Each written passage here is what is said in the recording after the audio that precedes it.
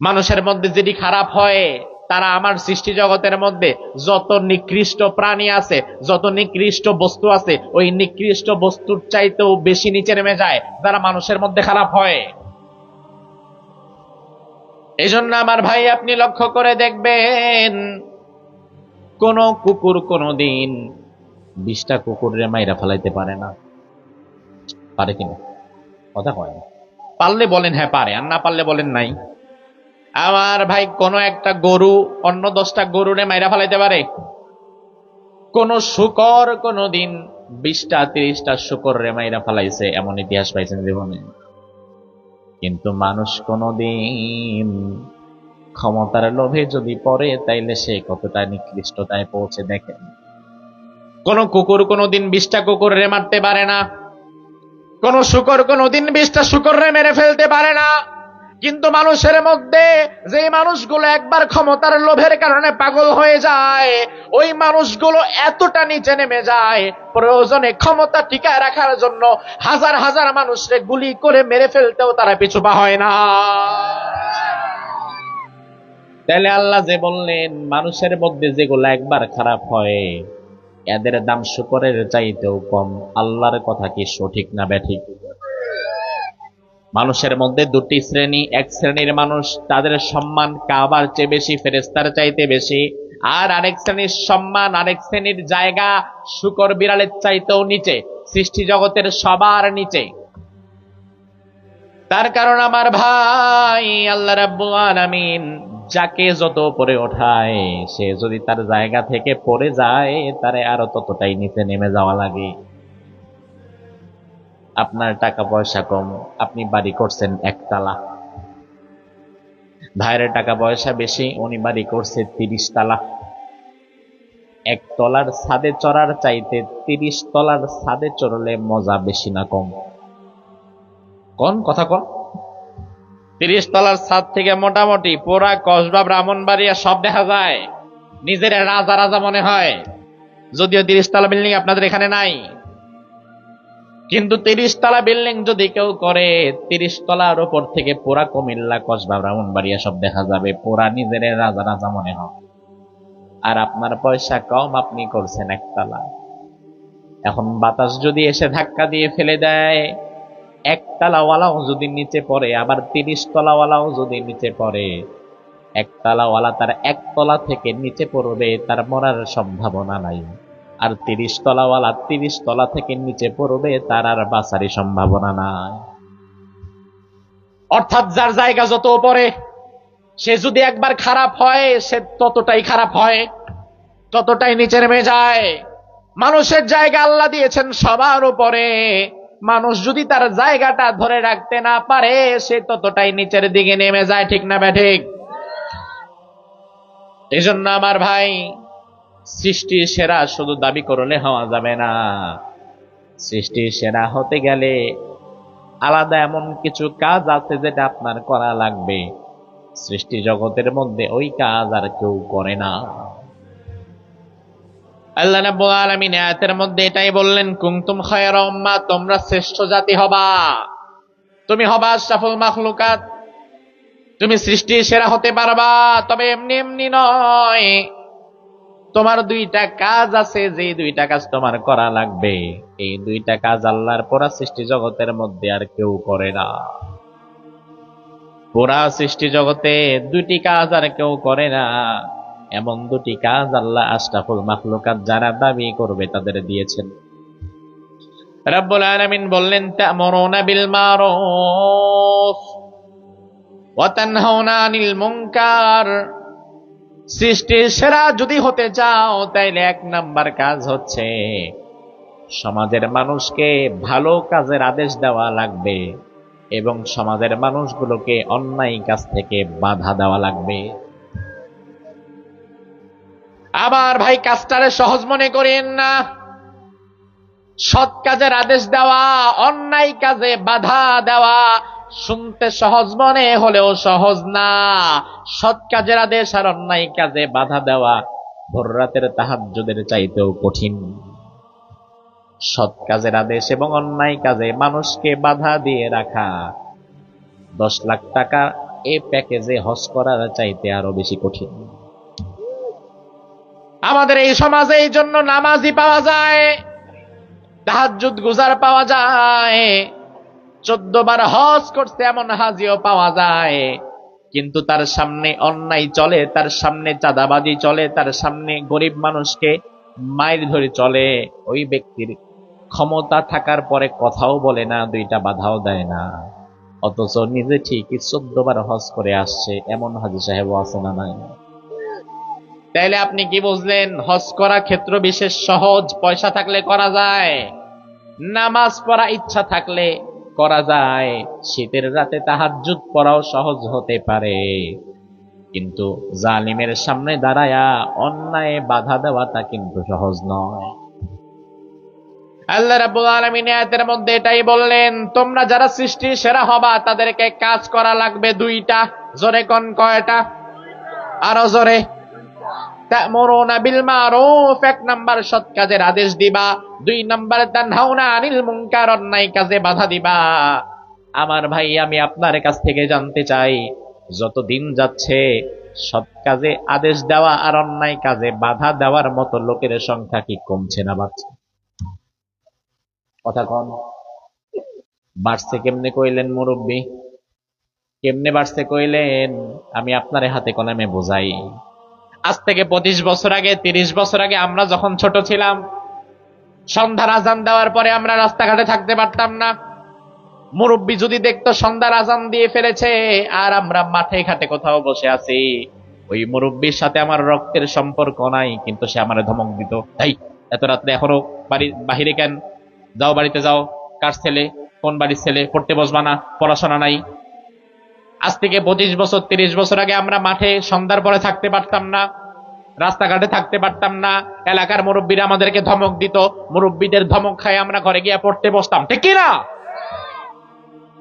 আর আজকে 2025 সালে আপনি দেখেন, গ্রামের রাস্তাঘাটে আনাচে কানাচে ক্লাস 5, 6, 7 পড়া ছোট ছোট বাচ্চারা একসাথে 8-10টা বৈশা আড্ডা মারে, বিড়ি খায়, গল্প করে, গাঞ্জা খায়।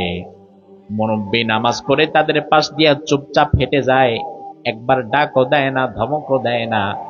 এমন মুরব্বীর সংখ্যা কি এখন কম না বেশি? তা আমাদের সময় আপনারা আমাদেরকে শাসন করেছেন, এখন করেন না কেন?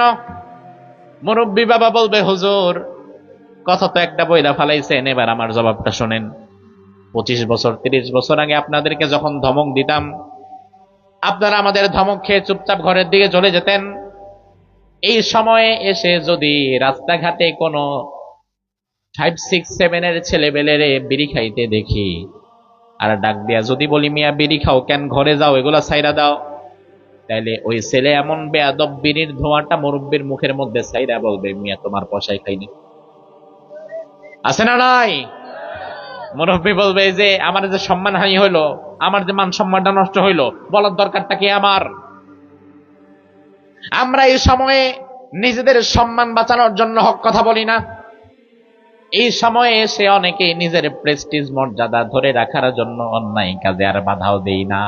এই জন্য আমাদের সামনে থেকে ছোট ছোট পোলাপান বিড়ি থেকে গাঞ্জাখোর হয়ে যায়। আপনাকে মনে রাখতে হবে মুরব্বী বাবাজি, আপনার ভুলে গেলে চলবে না। সৎ কাজের আদেশ এবং অন্যায় কাজে নিষেধ করা এটা এত বড় দায়িত্ব।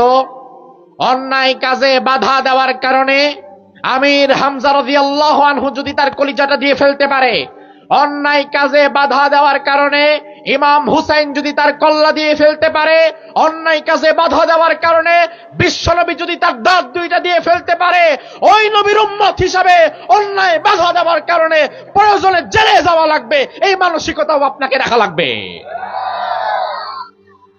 এই মানসিকতা রাখা লাগবে। আর আপনি কোন জায়গায় বসে আছেন যে আমারে কি বলবে না বলবে, এতে আবার আমার মান সম্মান নষ্ট হবে না? এই মান সম্মানের ভয় করলে সমাজ বাঁচানো যাবে না, ঠিক কিনা? এই যে ছোট ছোট বাচ্চা, এরা আমাদের চোখের সামনে নষ্ট হবে, এরা আমাদের চোখের সামনে খারাপ হবে যদি আমরা অন্যায় বাধা না দিই। পরবর্তী প্রজন্মকে নিয়ে ভয় করেন, অন্যায় বাধা দেওয়া শিখেন, এটা আপনার দায়িত্ব। আমার ভাই, দুনিয়াতে আল্লাহ রাব্বুল আলামিন সৎ কাজের আদেশ দেওয়া আর অন্যায় কাজে বাধা দেওয়ার মতো এত বড় দায়িত্ব এক মানুষ ছাড়া আর কাউকে আল্লাহ তাআলা দেয় নাই।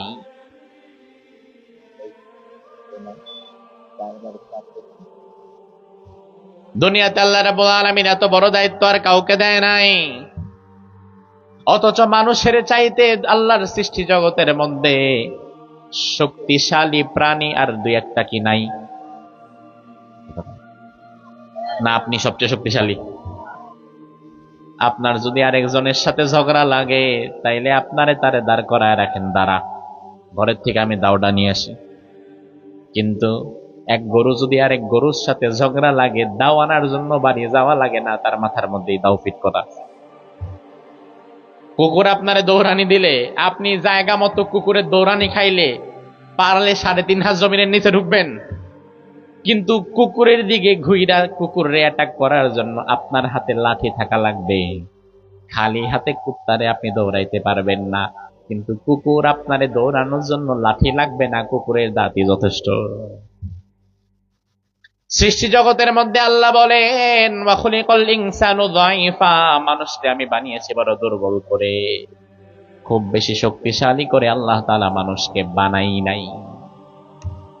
আমার ভাই লক্ষ্য করেন, এই টোটাল সৃষ্টি জগতের মধ্যে মানুষের শক্তি বেশি নাকি সুন্দরবনের বাঘের শক্তি বেশি? বাঘের শক্তি বেশি। এই এরা কথা বলতেছে, আপনারা একটু দেখেন না, এগুলো তো মনোযোগ নষ্ট করে। থাক, তাদেরকে ধমক দিয়েন না, বাট আপনারা একটু দেখলেই হবে, তাহলে তারা চুপ থাকবে।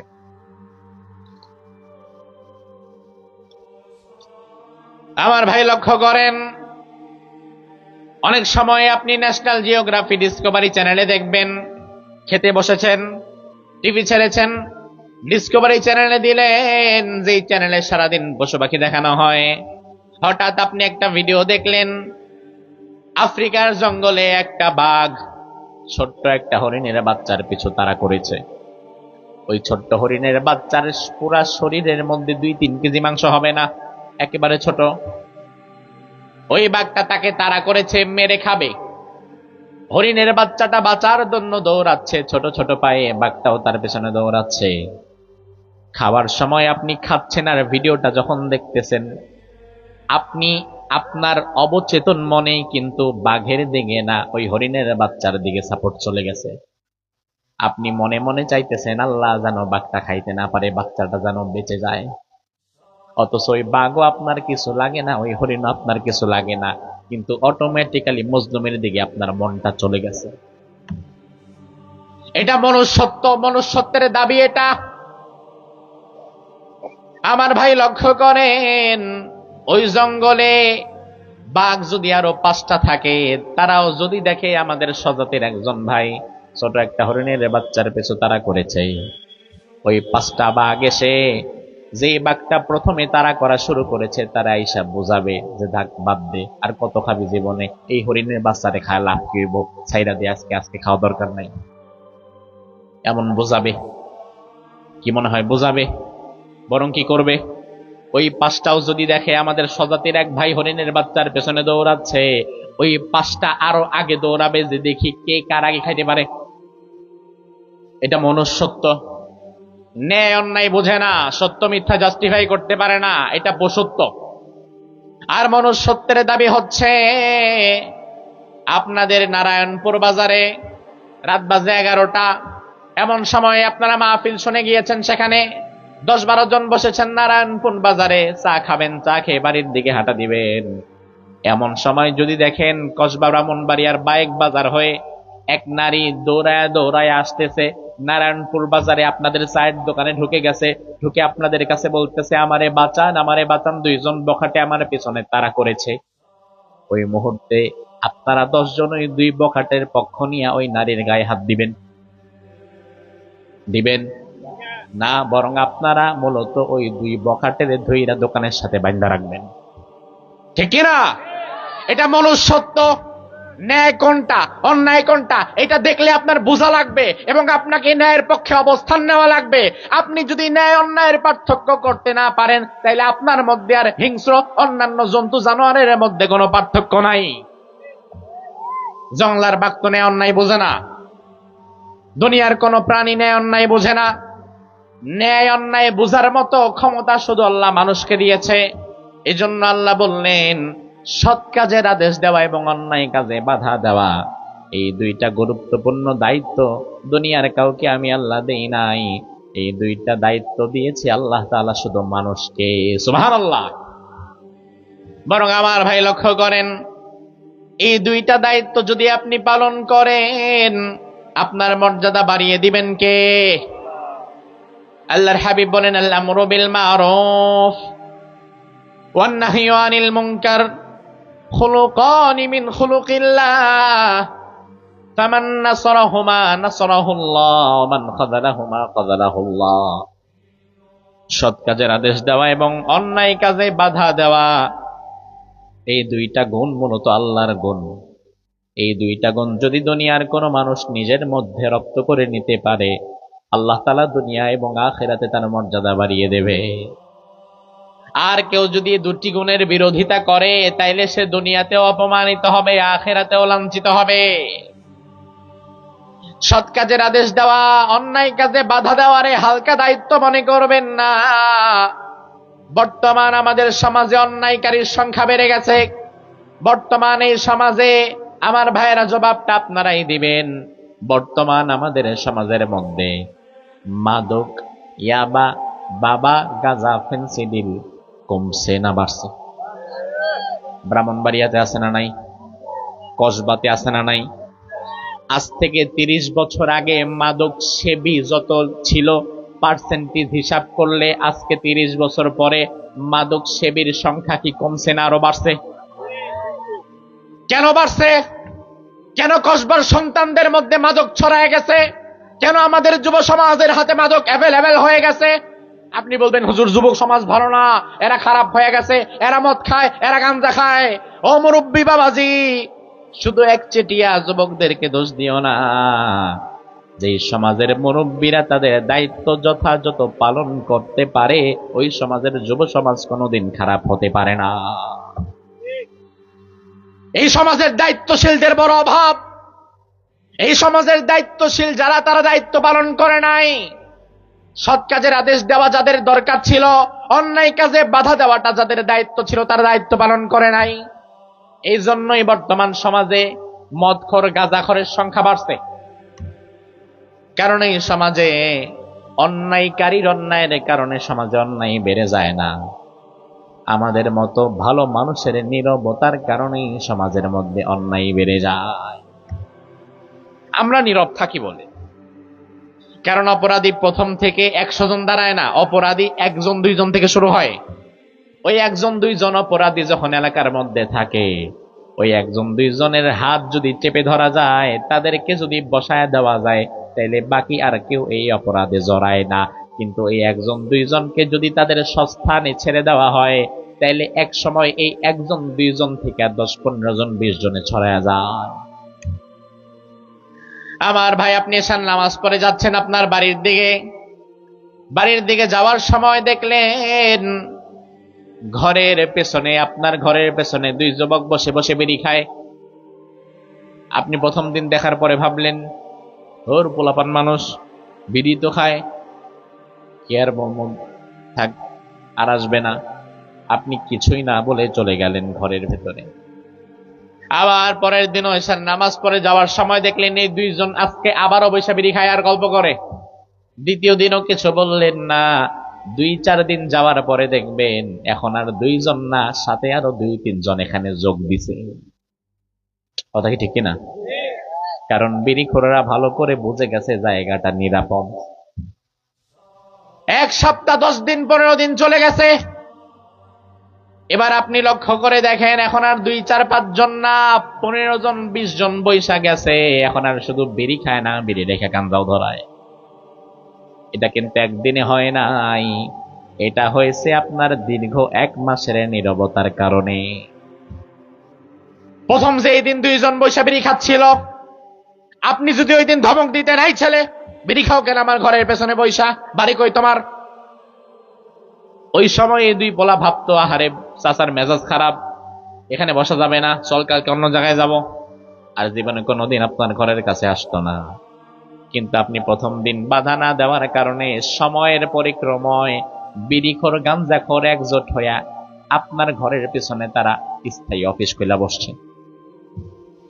কিছুদিন যাওয়ার পরে যদি বিড়ির টাকা গাঞ্জার টাকায় শর্ট পড়ে, আপনি ঘরে নাই, আপনি হয়তো মসজিদে গেছেন, তারা কিন্তু আপনার ঘরের ভিতরে আক্রমণ করে ফেলতে পারে।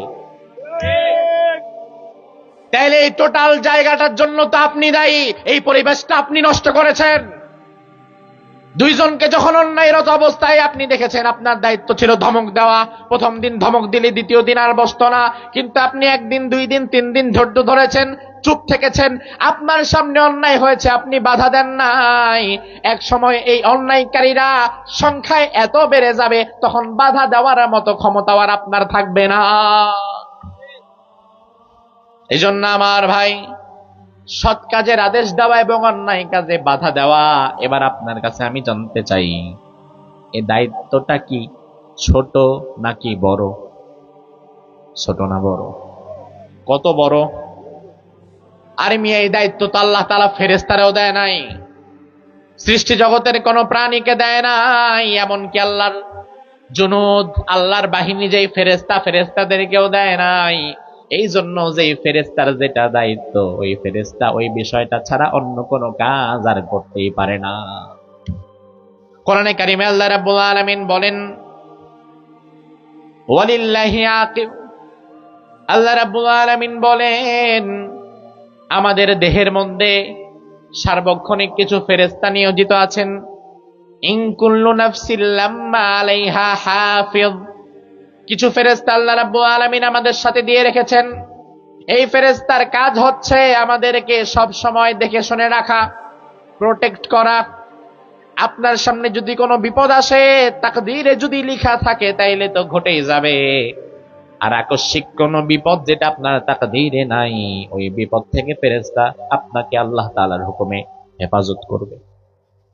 এজন্য অনেক সময় দেখবেন ঢাকা ব্রাহ্মণবাড়িয়া রোডে, ব্রাহ্মণবাড়িয়া সিলেটের রোডে মুখোমুখি বাস ট্রাক অ্যাক্সিডেন্ট হয়েছে। বাসের যাত্রীদের মধ্যে আপনার পাশে যে বসেছিল, হয়তো ওই বেচারাও মরে গেছে, অথচ আপনি পুরাপুরি অক্ষত হয়ে বের হয়েছেন। এমন ঘটনাও আছে না নাই? তখন বুঝে নেওয়া লাগবে আমার আল্লাহ তাআলা আপনাকে হেফাজত করেছেন। আল্লাহ রাব্বুল আলামিন আরেক আয়াতের মধ্যে বললেন, লাহু মুআক্কিবাতুম মিন বাইনি ইয়াদাইহি ওয়া মিন খালফিহি ইয়াহফাযুনাহু মিন আমরিল্লাহ। আল্লাহ রাব্বুল আলামিন মানুষের সামনে, পেছনে, ডানে বামে এমন কিছু প্রহরী ফেরেশতা নিযুক্ত করে রেখেছেন।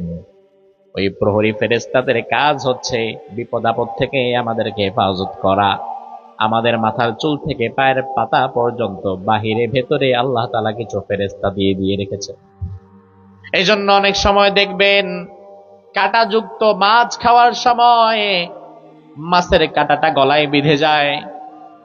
জীবনে মাছ খাইছেন আর গলায় কাঁটা একবারও বিঁধে নাই, এমন আল্লাহর ওলি ফুলের কলি কয়টা আছেন? মাছ খাইছেন আর গলায় কাঁটা বিঁধে নাই, এমন মানুষ পাওয়া যাবে না। ছোটবেলায় আমাদের গলায় যদি কাঁটা বিঁধত, আমাদের নানি দাদিরা আমাদেরকে ওষুধ দেখাই দিত, ভাত 1 দলা নাও, এটারে গোল করো, এবারে মুখের মধ্যে ঢুকাও, চাবাইবা না, ডাইরেক্ট গিলবা। এমন ওষুধ কি আপনাদের এদিকেও আছে? ও তাইলে ডাক্তার কমন। আমার ভাই, তার কারণ হচ্ছে এই ভাতের ধাক্কায় যেন কাঁটাটা নিচের দিকে নেমে যায়। এবার একবার লক্ষ্য করেন, ভাতের দলা খাওয়ার পরে দেখলেন কাঁটা নিচের দিকে নামছে, ঢোক গিলার পরে আর উপর দিকে কাঁটা বিঁধে না, তখন আপনি আবার নিশ্চিন্তে খাওয়া শুরু করছেন। কিন্তু মজার বিষয় হচ্ছে ভাই আমার, যতবার আপনার জীবনে কাঁটা বিঁধেছে, কাঁটাটা কিন্তু গলার উপরই ভাগে বিঁধেছে।